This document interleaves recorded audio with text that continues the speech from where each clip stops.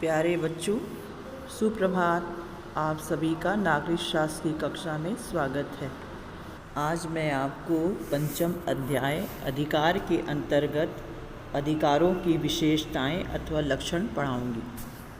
अधिकार की प्रथम विशेषता है अधिकार सिर्फ समाज में ही संभव है। इन्हें व्यक्ति सिर्फ समाज में ही प्राप्त कर सकता है। यदि समाज नहीं है तो व्यक्ति अधिकारों को प्राप्त नहीं कर सकता। नंबर 2, राज्यों द्वारा स्वीकृत व निर्धारित। अधिकारों का राज्य द्वारा स्वीकृत होना आवश्यक है और स्वीकृत अधिकारों को राज्य निर्धारित भी करता है। राज्य देखता है कि कोई व्यक्ति किसी के अधिकारों का उल्लंघन ना करे। कोई व्यक्ति अगर इन अधिकारों का उल्लंघन करता है तो राज्य उसे दंडित करता है। नंबर 3, समाज द्वारा स्वीकृति। अधिकार समाज द्वारा स्वीकृत होना चाहिए। समाज किसी अधिकार को तभी स्वीकृति देता है जब उसे सर्व कल्याण की भावना निहित होती है। नंबर 4, अधिकार असीमित नहीं। समाज में एक व्यक्ति के अधिकार दूसरे व्यक्ति के अधिकारों से सीमित हो जाते हैं। एक व्यक्ति अपने अधिकारों का उपभोग तभी कर सकता है जब वह दूसरे के अधिकारों को मान्यता प्रदान करे। ऐसा न होने पर समाज में अराजकता फैल जाती है। नंबर 5, व्यक्ति की मांग अथवा दावा। व्यक्तित्व के विकास के लिए कुछ विशेष सुविधाएं अथवा परिस्थितियां आवश्यक होती हैं।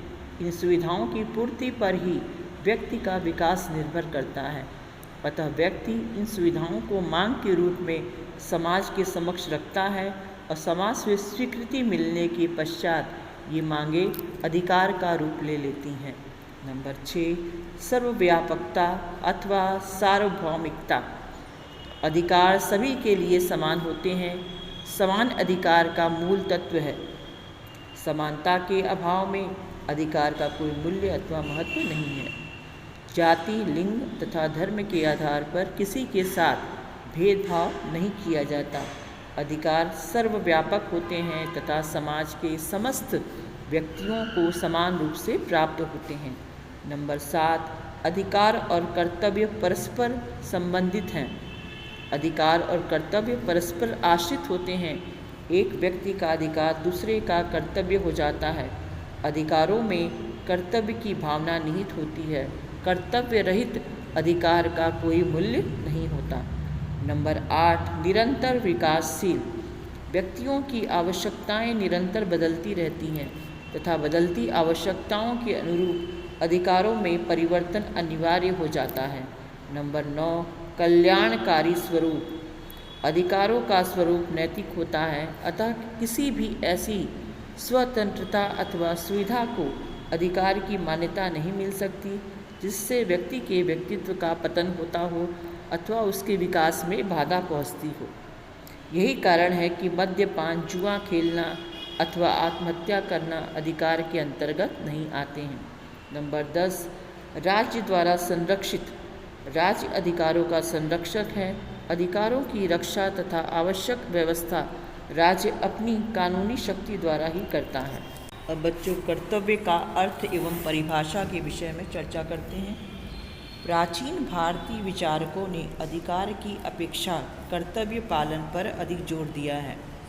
कौटिल्य ने कर्तव्य को स्वधर्म कहा है। कर्तव्य अंग्रेजी भाषा के शब्द ड्यूटी का हिंदी अनुवाद है। ड्यूटी शब्द की उत्पत्ति ड्यू से हुई है जिसका अर्थ उचित होता है। अतः कर्तव्य से तात्पर्य ऐसे कार्य से है जिसे कोई व्यक्ति स्वाभाविक, नैतिक तथा कानूनी दृष्टि से करने हेतु बाध्य है। राष्ट्रपिता महात्मा गांधी के शब्दों में कर्तव्य अधिकार का सच्चा स्रोत है। यदि हम अपने कर्तव्यों का पालन करते रहे तो अधिकार हमसे दूर नहीं रहेंगे। अब बच्चों, कर्तव्यों का वर्गीकरण अथवा प्रकार। इसमें पहला प्रकार है नैतिक कर्तव्य।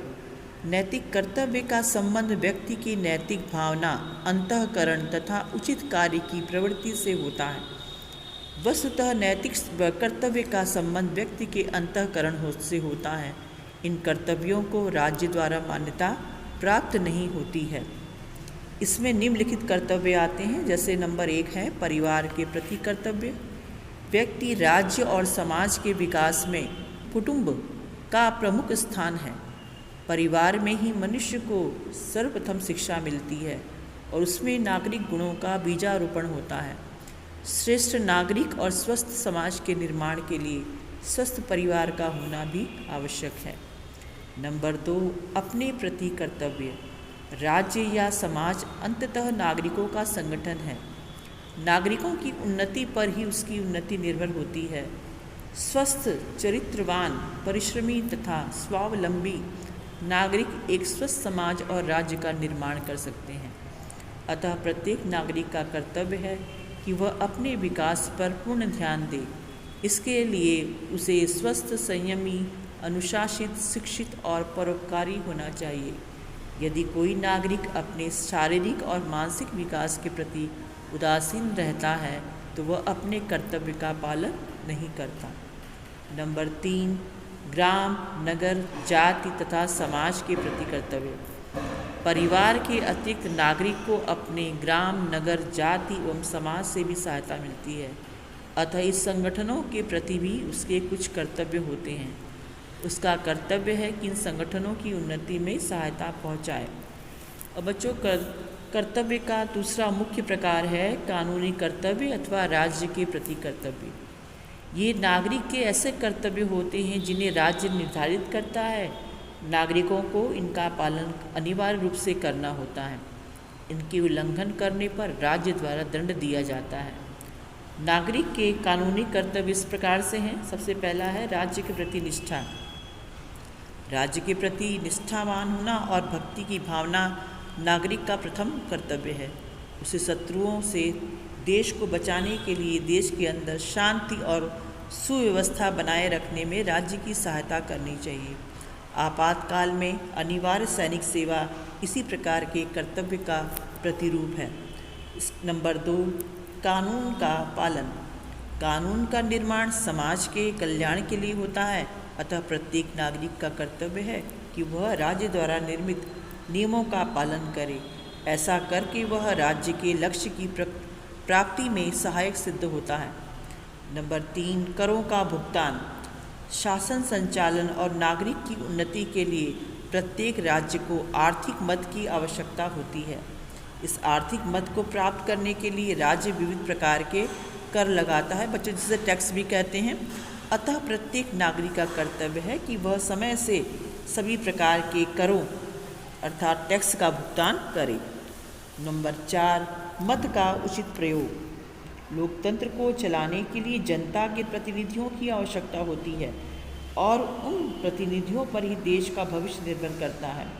इसलिए नागरिकों का कर्तव्य है कि वे जनता के प्रतिनिधियों का चुनाव पर्याप्त सोच समझ के साथ करें।